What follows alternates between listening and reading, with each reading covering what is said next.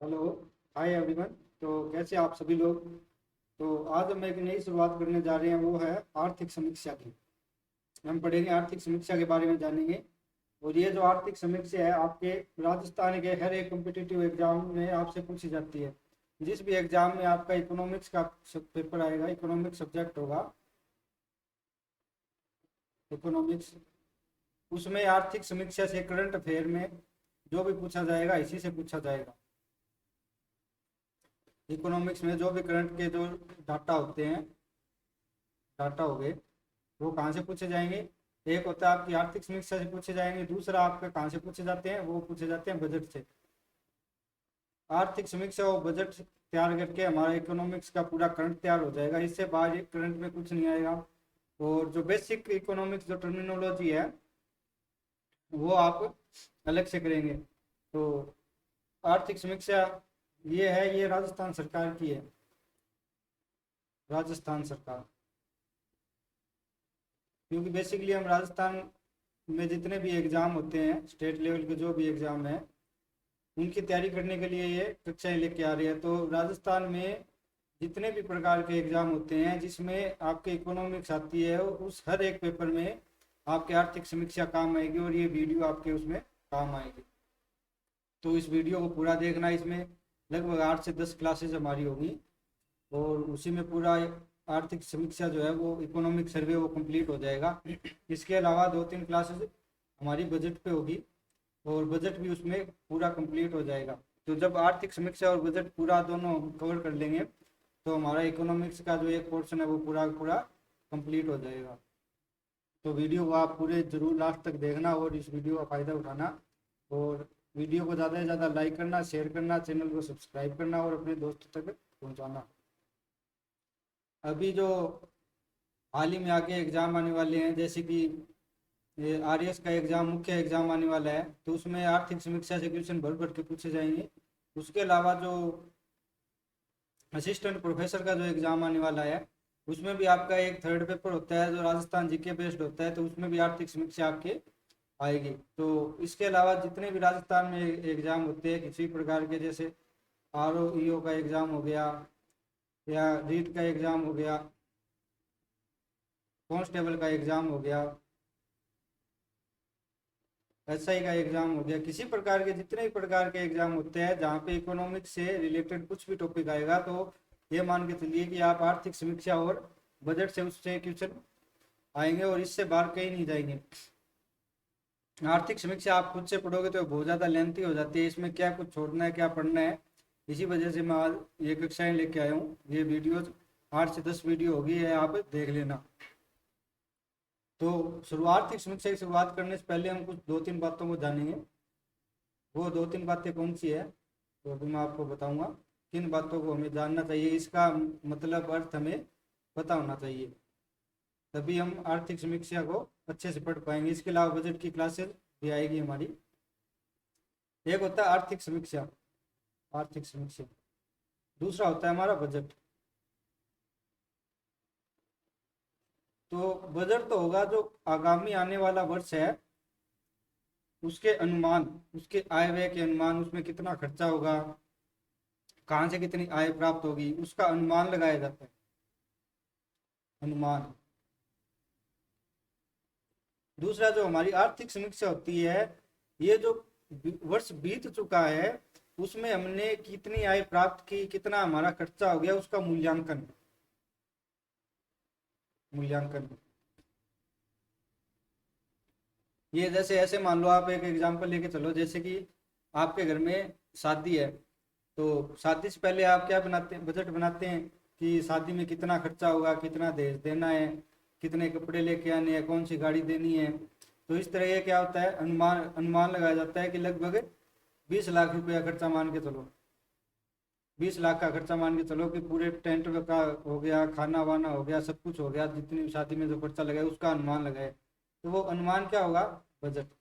अब उसके बाद शादी हो गई, हिसाब कर रहे हैं, हिसाब करने की वजह से खर्चा बैठ गया हमारा 18 लाख, या मान लो कि खर्चा हो गया हमारा 22 लाख। तो वो क्या है, वो है हमारी समीक्षा। हमने जो अनुमान लगाया है उससे हमारा खर्चा कम हुआ है या हमारा खर्चा ज़्यादा हुआ है, हमने जब हिसाब किया, तो वो किससे पता चलेगा? समीक्षा से। तो बस यही है छोटी सी जो हमारे जो घरेलू जो बातें होती है, बस वही इकोनॉमिक्स है, और इससे अलावा कुछ भी बड़ा नहीं है। ये पूरे देश के ऊपर लागू होगी, वो हमारे घर के ऊपर लागू होगी। तो बजट आगामी वर्ष जो होगा उसका आय व्यय का जो अनुमान होगा वो होता है, और जो आर्थिक समीक्षा है जो वर्ष बीत चुका है उसका अनुमान होता है। अब ये यहाँ पे एक लिखा हुआ है आर्थिक समीक्षा 2022-23। तो ये क्यों लिखा हुआ है 22-23 का क्यों लिखा हुआ है? क्योंकि 23 तो अभी चल रहा है, 2023 तो अभी चल रहा है, 22 ही निकला है। तो आर्थिक समीक्षा तो 2022 की होनी चाहिए। तो 22-23 क्यों लिखा है? क्योंकि हमारा जो वित्तीय वर्ष है वो 1 अप्रैल से 31 मार्च तक होता है। 31 मार्च। तो आर्थिक समीक्षा कहाँ से है? ये है 1 अप्रैल 2022 से 31 मार्च 2023 तक ये आर्थिक समीक्षा होगी, इसलिए यहाँ पे 2022-23 लिखा हुआ है। तो ये दो बातें आपको समझ आ गई होगी कि आर्थिक समीक्षा और बजट में अंतर क्या होता है, मेन अंतर। और आर्थिक समीक्षा है वो पिछले वर्ष जो बीत चुका है उसका मूल्यांकन है, और बजट है जो आने वाला वर्ष है, जैसे 2023-24, 2023-24। तो इसका अनुमान लगाया कि इसमें कहाँ से कितनी आय प्राप्त होगी, कहाँ पे कितना व्यय होगा, इस तरह का अनुमान लगाया गया। इसकी समीक्षा आएगी 2023-24 की, वो होगी आर्थिक समीक्षा, वो आएगी अगले वर्ष।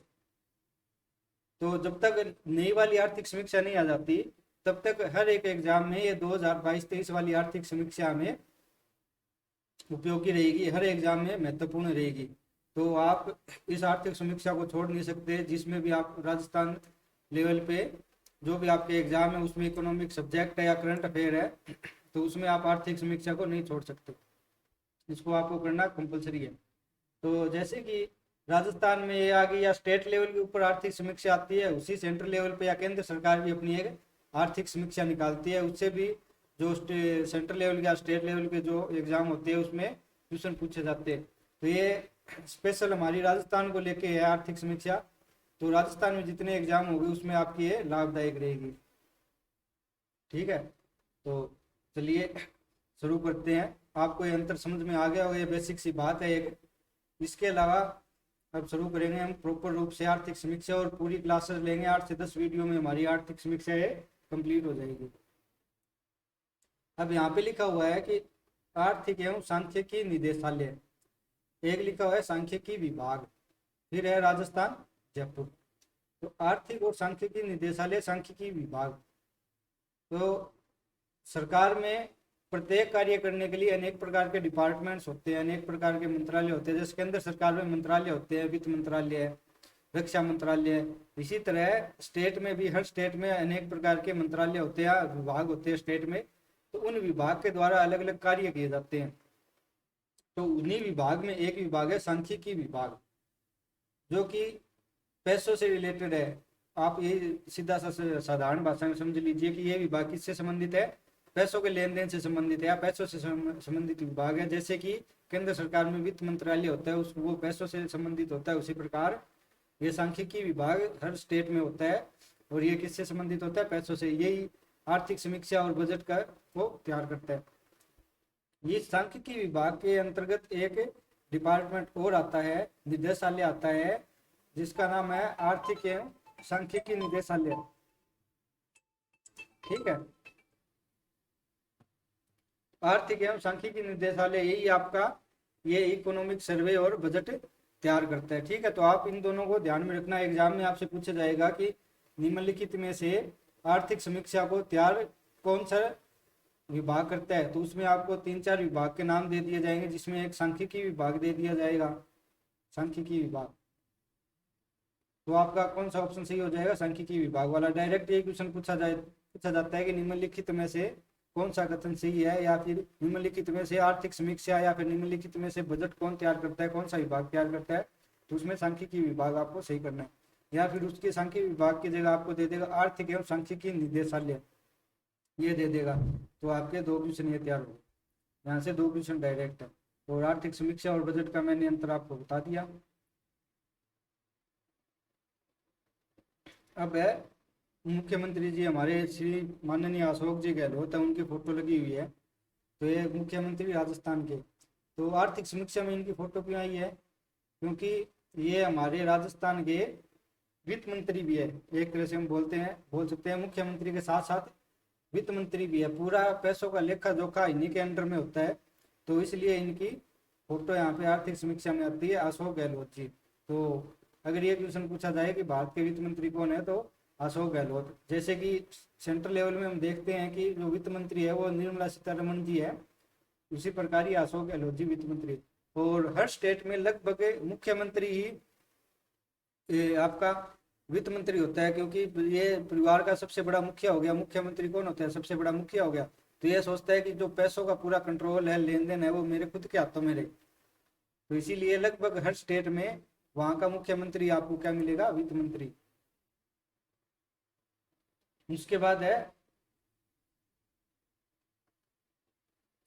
गोविंद राम मेघवाल जी। गोविंद राम मेघवाल जी ये कौन है, ये है आपके जो सांख्यिकी विभाग है, जो भी मैंने ऊपर अब आपको बताया, उसके मंत्री है। सांख्यिकी विभाग राजस्थान सरकार के मंत्री आपके, इनका नाम भी आप याद रखना। डायरेक्ट क्वेश्चन पूछा जाएगा कि सांख्यिकी विभाग के मंत्री कौन है, उसमें आपको 4 नाम दे दिए जाएंगे, उसमें आपका एक नाम होगा गोविंद राम मेघवाल, तो आपको वो टिक करना है। ठीक है, सांख्यिकी विभाग का कार्य मैंने आपको बता दिया। पैसे से संबंधित, साधारण भाषा में बोले तो पैसे से संबंधित लेन देन जो है वो इन्हीं का है। उसके बाद है अशोक चंदना। अशोक चंदना जी हमारे क्या है, राज्य मंत्री, सांख्यिकी विभाग के राज्य मंत्री। आपने अगर पॉलिटी पढ़ी है, या फिर अगर आपने पॉलिटी नहीं भी पढ़ी तो आगे पढ़ेंगे, उसमें मंत्री 3 प्रकार के मंत्री होते हैं। एक होता है कैबिनेट मंत्री, कैबिनेट मंत्री। उसके नीचे होता है राज्य मंत्री, और उसके नीचे होता है उप मंत्री। अगर आपने पॉलिटी की कक्षाओं में ये सब कुछ पढ़ा है तो बहुत अच्छी बात है, समझाने की जरूरत नहीं है। हम यहाँ पे इकोनॉमिक सर्वे पढ़ने आए हैं, तो इसमें डिटेल्स में नहीं जाएंगे। मैं आपको बस थोड़ी सी याद दिलाऊंगा कि ये होते हैं, तो आपको कनेक्ट कर पाएंगे आप उस टॉपिक से। ठीक है, कैबिनेट मंत्री, राज्य मंत्री और उप मंत्री। तो ये जो राज्य मंत्री है वो कौन है, हमारे अशोक चांदना जी। तो आप इनको भी याद रखना, अशोक चांदना सांख्यिकी विभाग के राज्य मंत्री। हर एक डिपार्टमेंट का अलग अलग राज्य मंत्री होता है, हर एक डिपार्टमेंट का अलग अलग कैबिनेट मंत्री होता है। हाँ, ये हो सकता है किसी कैबिनेट को 2 या 3 विभाग या मंत्रालय दे दिए जाए, तो वो एक अलग बात है। तो आप प्रति इस विभाग के जो राज्य मंत्री और कैबिनेट मंत्री है, वित्त मंत्री है, उनको याद रखना कौन कौन है। अब है उषा शर्मा। उषा शर्मा है राजस्थान सरकार में मुख्य सचिव। मुख्य सचिव का कार्यभार किनके पास है, उषा शर्मा। प्रत्येक सरकार के पास उनका एक मुख्य सचिव होता है, चीफ सेक्रेटरी होता है, वो कौन है, उषा शर्मा। ये क्या काम करता है, ये किसी प्रकार के जो सरकार के कार्य होते हैं, योजनाएं होती है, उनको तैयार करवाने में हमारी मदद करते हैं। ठीक है, जो भी सारा हम बोल सकते हैं पेपर वर्क जितना भी होता है वो कौन करता है, इन्हीं के अंडर में होता है, मुख्य सचिव के अंडर में। एक तरह से बोलते हैं प्रशासनिक अधिकारी है। ठीक है, एक ये प्रशासनिक अधिकारी है, प्रमुख शासन सचिव सांख्यिकी विभाग से। जो सांख्यिकी डिपार्टमेंट हमारा है, जो बजट और इकोनॉमिक सर्वे तैयार करता है, उसी विभाग का प्रमुख शासन सचिव है, उनका नाम है भवानी सिंह दया। तो भवानी सिंह जी जो है वो प्रमुख शासन सचिव है। ये भी एक तरह से प्रशासनिक अधिकारी होते हैं। ये सभी अधिकारी इकोनॉमिक सर्वे और बजट तैयार करने में सरकार की मदद करते हैं, या जो मंत्री होते हैं उनकी मदद करते हैं। जितना भी पेपर वर्क होता है वो सारे यही करते हैं, अपने अंडर में करवाते हैं। इनके अंडर में अनेक सारे अधिकारी होते हैं, वो तैयार करते हैं।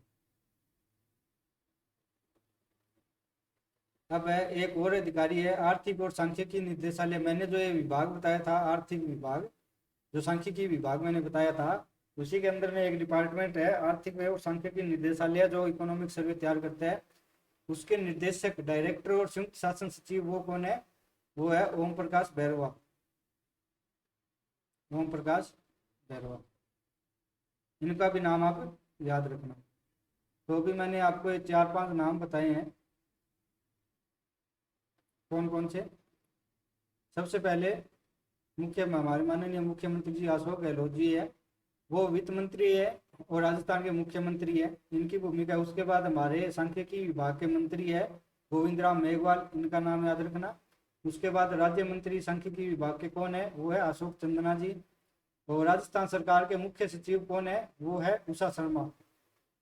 ठीक है, ये प्रशासनिक अधिकारी है। और सांख्यिकी विभाग के जो मुख्य शासन सचिव है वो कौन है, भवानी सिंह जी, इनका नाम आप याद रखना। उसके अलावा जो निदेशालय है, आर्थिक और सांख्यिकी निदेशालय है, उसके जो निर्देशक और संयुक्त शासन सचिव है वो कौन है, वो है ओम प्रकाश बैरवा जी।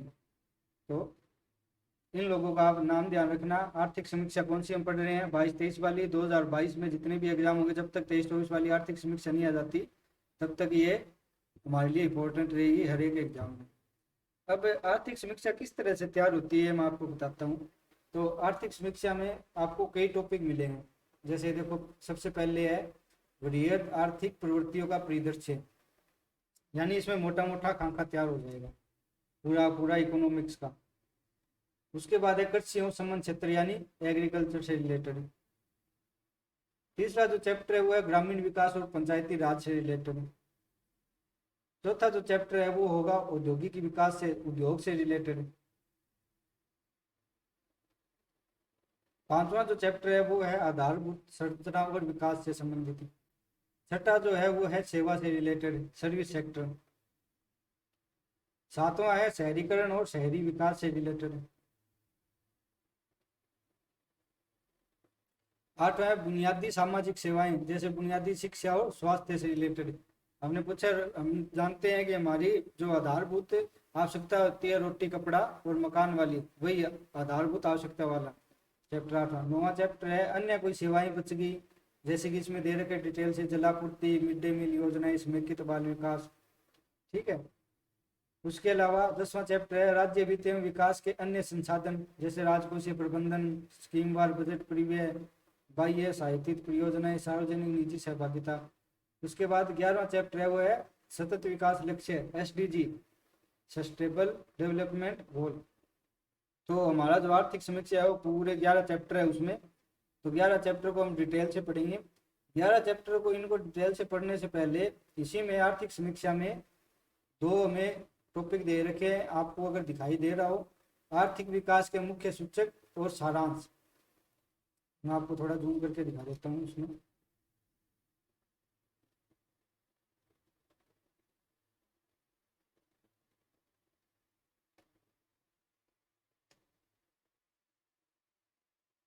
आपको दिखाई दे रहा होगा शायद, एक सेकंड।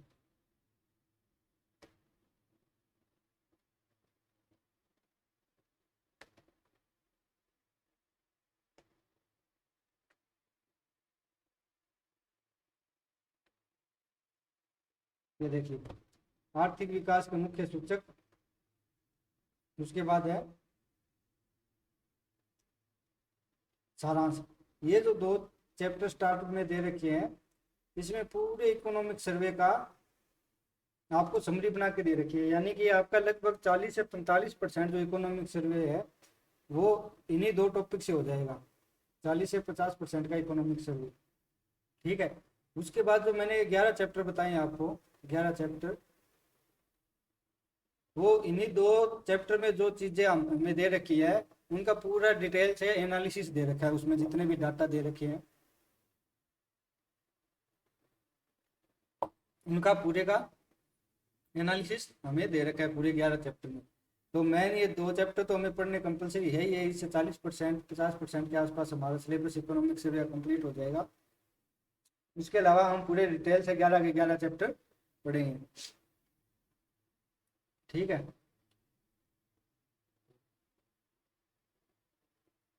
ये मैंने आपको चैप्टर बता ही दिए कौन कौन से हैं।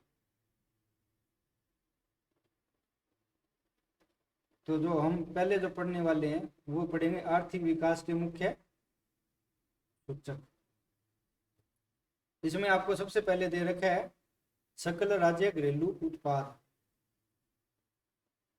ग्रोस। मैं इसको आपको इंग्लिश में भी यहीं पे बता दूं आपको, ग्रोस स्टेट डोमेस्टिक प्रोडक्ट।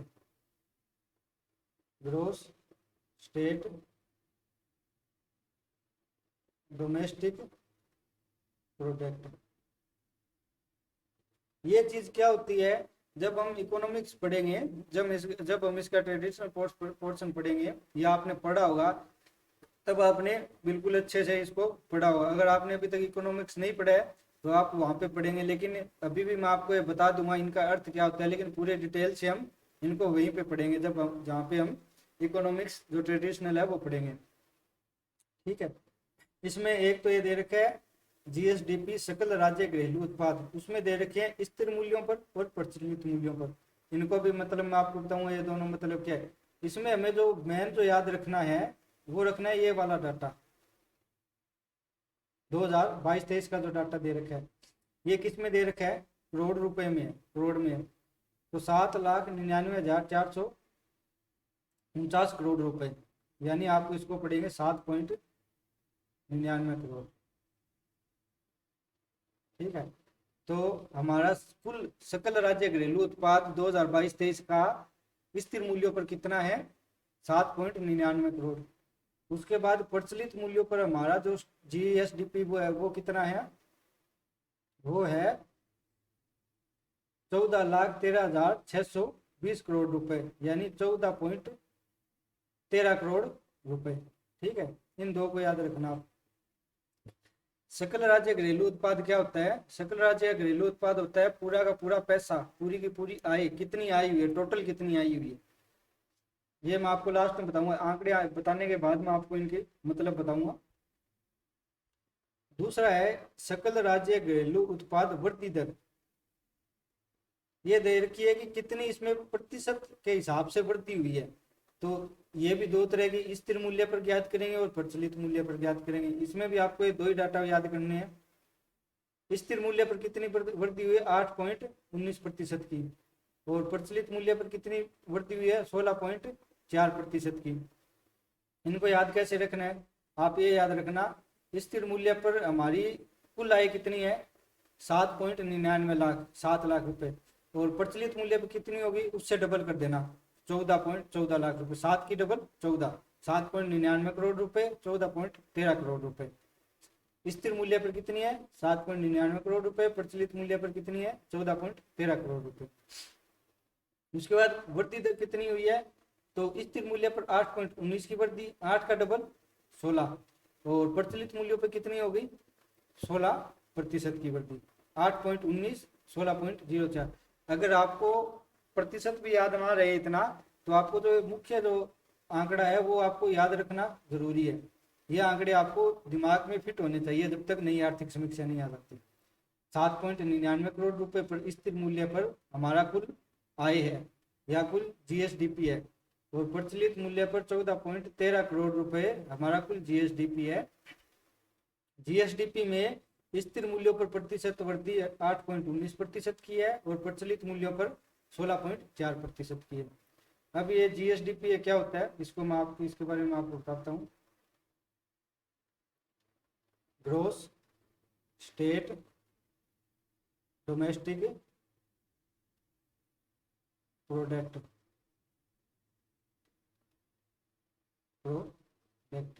ठीक है, सकल राज्य घरेलू उत्पाद। ये मान लीजिए कि ये पूरा हमारा राजस्थान है, ये है राजस्थान। तो इस राजस्थान में, राजस्थान की सीमा के अंदर जितने भी अंतिम उत्पाद और वस्तु, अंतिम वस्तु और सेवा,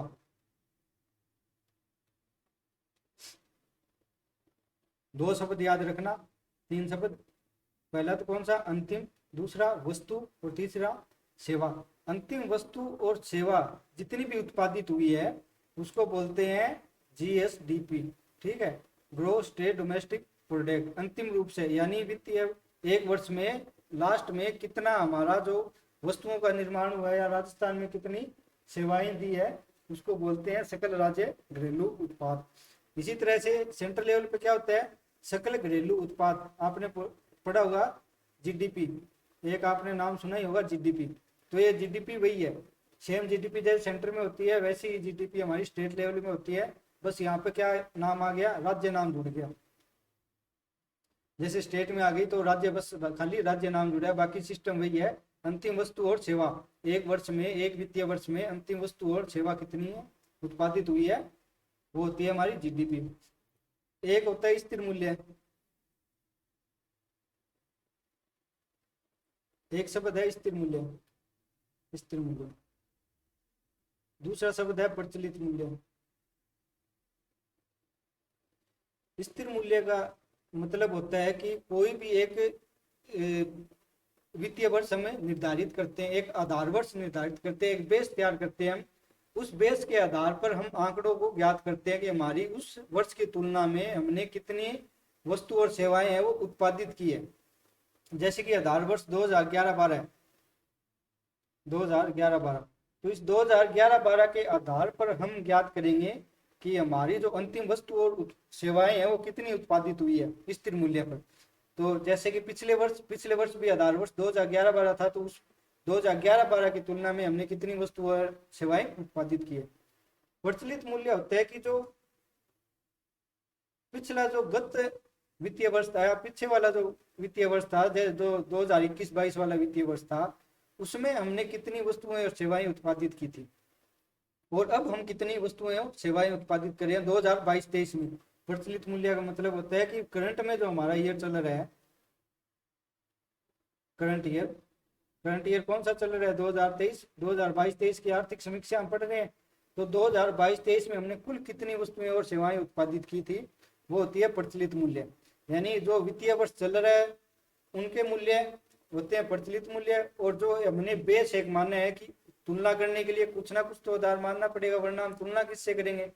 तो उसी तुलना को लेकर जो आंकड़े ज्ञात किए जाते हैं उसको वो करते हैं स्थिर मूल्य के ऊपर। तो आपको ये शब्द आई होप क्लियर हो गया, और बाकी पूरा डिटेल से जब इकोनॉमिक्स पढ़ते हैं तो उसी में हम इनको पढ़ेंगे, अच्छे से पढ़ेंगे। अभी मैं आपको बस रिमाइंड करवा रहा हूँ कि आप ये जो शब्द है वो आपके जाने पहचाने शब्द है, कोई नई शब्द नहीं है, बिल्कुल फेमिलियर वर्ड है आपके लिए। ठीक है, तो दो आंकड़े आप याद रखना कि जीएसडीपी हमारी कितनी है स्थिर मूल्य पे 7.99 करोड़, और प्रचलित मूल्य पे कितनी है 14.13 करोड़।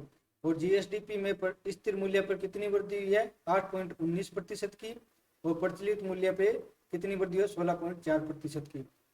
और दूसरी एक इसमें आप याद रखना एक ट्रिक कि जो प्रचलित मूल्य होता है वो हमेशा स्थिर मूल्य से ज्यादा होगा, क्योंकि 2011-12 में किसी चीज का जो रेट है वो ये तो नहीं है कि 2022-23 का जितना ही होगा। यानी कि आज जैसे एक साइकिल, आपको ये मान लीजिए कि आप एक बाइक खरीद रहे हो, इस समय बाइक आपको मिलेगी 1 लाख रुपए की, तो क्या 2011-12 में भी आपको 1 लाख रुपए की बाइक मिली थी? 2011-12 में वो कितने की मिली थी होगी, 40,000 रुपए की मान लीजिए, आप 50,000 रुपए की मान लीजिए। तो 2011-12 एक आधार वर्ष हो गया कि तुलना करेंगे कि उस समय से हमारी जो वस्तु और सेवाओं की कीमतें हैं वो कितनी बढ़ गई है। ठीक है, वो प्रचलित मूल्य हो गया कि वर्तमान में जो वर्ष चल रहा है जब हमने वस्तु करंट में खरीदी है उस समय क्या रेट है। तो ये दोनों अलग अलग आंकड़े हैं, इनको दोनों को आपको याद रखना है, आपको मतलब इनका पता होना चाहिए। आधार वर्ष जो स्थिर मूल्य पर क्यों ज्ञात करते हैं आपको पता चल गया होगा तुलना करने के लिए। अब है एक शब्द सकल राज्य मूल्य वर्धन, gross state value added, GSVA, gross state value added. इसी तरह सेंट्रल लेवल पे GBA होता है, जहाँ पे भी आपको दिख जाए उसका मतलब है स्टेट, यानी वो राज्य से रिलेटेड वो इकोनॉमिक सर्वे या बजट होगा, उसमें ये बातें दी गई है। इसमें आपको इसमें भी दो दे रखिए, एक तो स्थिर मूल्य पर 2011-12 पर आपको ये याद रखना, स्थिर मूल्य पूछ सकता है कि सकल राज्य घरेलू उत्पाद में स्थिर मूल्य पर जो आंकड़े ज्ञात किए जाते हैं उनका आधार वर्ष क्या है। 2008-9 दे देगा, 2009-10 दे देगा, 2010-11 दे देगा, और 2011-12 दे देगा। ये आधार वर्ष भी आपसे पूछ सकता है, तो आप याद रखना 2011-12 है स्थिर जो हमारा आधार वर्ष है। तो इकोनॉमिक्स में हम पढ़ते हैं कि हमारे पास 3 तरह के क्षेत्र होते हैं। अर्थव्यवस्था में 3 तरह के क्षेत्र होते हैं। प्राथमिक क्षेत्र,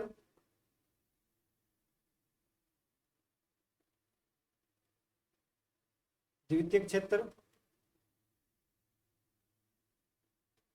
और एक होता है तृतीयक क्षेत्र। आपने पढ़ा होगा, ये नहीं पढ़ा तो मैं मोटा मोटा आपको बता दूंगा अभी, बाकी इकोनॉमिक्स में डिटेल से पढ़ेंगे इसको, जो ट्रेडिशन है हमारा पोर्शन होगा।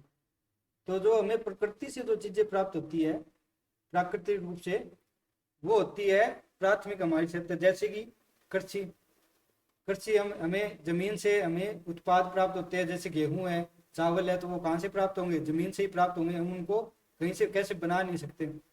तो जो प्रकृति से रिलेटेड जो जो भी चीजें होंगी वो सारी कहाँ से, वो कौन से क्षेत्र में आएगी? प्राथमिक क्षेत्र में। द्वितीयक क्षेत्र कौन सा होता है कि प्राथमिक क्षेत्र की जो वस्तुएं हमें प्राप्त हुई है उनको हम प्रसंस्कृत करके या उनको मैन्युफैक्चरिंग के द्वारा हम उससे कुछ अलग उत्पाद बना सकते हैं। जैसे कि प्राथमिक क्षेत्र से हमें गेहूं प्राप्त हुआ, गेहूं को हमने पीस कर क्या बना दिया? आटा। तो आटा हमारा क्या आ गया? द्वितीयक क्षेत्र में। ठीक है। तो तृतीयक क्षेत्र में होती है हमारी सेवाएं। सेवा, जितने भी प्रकार की सर्विस जो होती है वो तृतीयक क्षेत्र में आती है। जैसे कि मैं आपको पढ़ा रहा हूँ तो मैं क्या दे रहा हूँ? आपको सर्विस दे रहा हूँ। जैसे कि अधिकारी जितने भी होते हैं वो क्या देते हैं? आपको सर्विस देते हैं। जैसे पुलिस क्या करती है? वो आपको सर्विस देती है, आपकी रक्षा करती है। तो वो कौन से क्षेत्र में आएगी? तृतीयक क्षेत्र में आती है। ठीक है। तो इसी चक्कर में जो प्राथमिक क्षेत्र में मुख्य आपका जो भूमिका होती है वो होती है कृषि क्षेत्र की। तो इसको प्राथमिक क्षेत्र को कृषि क्षेत्र। द्वितीयक क्षेत्र में उद्योग की मुख्य भूमिका होती है तो हम इसको उद्योग क्षेत्र भी बोलते हैं। तृतीयक क्षेत्र में सेवा क्षेत्र आता है तो इसको हम सेवा क्षेत्र भी बोलते हैं। तो अर्थव्यवस्था में 3 क्षेत्र होते हैं, या तो हम बोलते हैं प्राथमिक क्षेत्र, द्वितीयक क्षेत्र और तृतीयक क्षेत्र, या बोलते हैं कृषि, उद्योग और सेवा, क्योंकि कृषि का सबसे बड़ा योगदान होता है। तो आप तीनों का मतलब समझ गए होंगे, तीनों क्षेत्रों से मतलब क्या है। ठीक है। अब चलिए gross value added, GVA, GSVA, gross state value added. तो प्रत्येक क्षेत्र का अर्थव्यवस्था में कितना योगदान है, कितनी भागीदारी है प्रत्येक क्षेत्र की अलग अलग। जो हमारा GSDP है वो तो हो गया तीनों क्षेत्र का ऑल ओवर, कृषि का, उद्योग का, सेवा का, सबका मिलाकर अंतिम रूप से कितनी भागीदारी है वो तो हो गया GSDP। अब GSVA है कि प्रत्येक क्षेत्र की अलग अलग कितनी भागीदारी है। कृषि क्षेत्र की उस अर्थव्यवस्था में कितनी भागीदारी है, द्वितीयक या उद्योग क्षेत्र की कितनी भागीदारी, और तृतीयक या सेवा क्षेत्र की कितनी भागीदारी, अलग अलग वो होता है GSVA, gross state value added. तो बिल्कुल आसान से शब्द है, पढ़ने में कोई दिक्कत नहीं होगी। आंकड़े आपको यही याद रखने हैं, वही 2 तरह से, स्थिर मूल्य पर और प्रचलित मूल्य पर।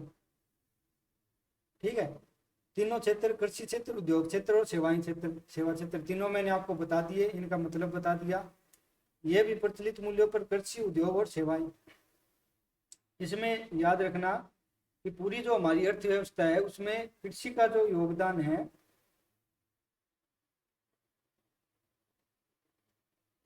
पूरी अर्थव्यवस्था में कृषि का योगदान 28.50% है स्थिर मूल्यों पर। उद्योग का 27.76% है और सेवा का 43.73% है। इसी तरह प्रचलित मूल्यों पर है। इसमें आप ये देखो 28, 27, 42, 28, 27, 42, यानी कि स्थिर मूल्य हो या प्रचलित मूल्य हो उसमें कृषि, उद्योग और सेवा तीनों का कितनी हिस्सेदारी है? अलग अलग 28%, 27% और 43%। 28, 27 और 43 तीनों आंकड़े आपको याद होने चाहिए। अब आप याद रख लो सेवा क्षेत्र कितनी है? 43.74 दोनों में सेम है, यानी कि आधार वर्ष हो, स्थिर वर्ष हो या फिर आपका प्रचलित वर्ष हो, दोनों में सेवा क्षेत्र की भूमिका कितनी है, भागीदारी कितनी है? 43.74% है। कृषि की कितनी है स्थिर मूल्यों पर? तो 28.50, 28.5 याद रखना, आपको याद रखना पड़ेगा। 28.5 के बाद इसमें वृद्धि कितनी होगी? 28.95 की, यानी स्थिर मूल्य पर कृषि क्षेत्र की भागीदारी 28.50% है, तो प्रचलित पर कितनी भागीदारी है? 28.95%। बाकी ये तीनों 100% होते हैं, तो आपको 76 से 31। इसमें कृषि क्षेत्र में योगदान बढ़ा है तो उद्योग में ऑटोमेटिक कम हो जाएगा, क्योंकि सेवा क्षेत्र का योगदान है वो स्थिर है। सेवा क्षेत्र का आपको याद रखना है, इसमें एक भी याद रख लो तो दूसरे का याद रह जाएगा। तो सेवा क्षेत्र का 43.74% सबसे ज्यादा सेवा क्षेत्र का योगदान है। उसके बाद कृषि क्षेत्र का 28.50% हमारा स्थिर मूल्य पर, वो प्रचलित मूल्य पर 28.95%। उसके बाद उद्योग क्षेत्र का 27.76% स्थिर मूल्य पर और 27.31% प्रचलित मूल्य पर। यह आपको आई होप दो चीजें आपको याद हो गई होगी। आपको बस यही आंकड़े याद करने हैं, कैसे भी याद करो। तो जीएसडीपी कितने हैं? 7.99 करोड़ रुपए स्थिर मूल्य पर और प्रचलित मूल्य पर 14.13 करोड़ रुपए। उसके बाद हमारा जो प्रतिशत वृद्धि कितनी हुई? स्थिर मूल्य पर 8.19% और प्रचलित मूल्य पर 16.4%। ठीक है। उसके बाद जीएसबीए जो मूल्य वर्धन है वो प्रत्येक क्षेत्र की अलग अलग भागीदारी कितनी है? 28, 27, 43। 28, 27, 43। स्थिर मूल्य पर कृषि क्षेत्र की 28.50 और सेवा क्षेत्र की 43.74। प्रचलित मूल्य पर सेवा क्षेत्र की 43.74 और कृषि का योगदान बढ़ गया, 28.95 हो गया। तो उसमें उद्योग का हमारा कम हो गया, 28.31 हो गया। दोनों आंकड़े आपको याद रखने। अब बस शुद्ध राज्य घरेलू उत्पाद, नेट स्टेट डोमेस्टिक प्रोडक्ट, ये भी स्थिर मूल्य पर प्रचलित मूल्य पर। Net domestic state domestic product का मतलब क्या होता है? जैसे कि हमने बाइक का जैसे एग्जांपल लिया था।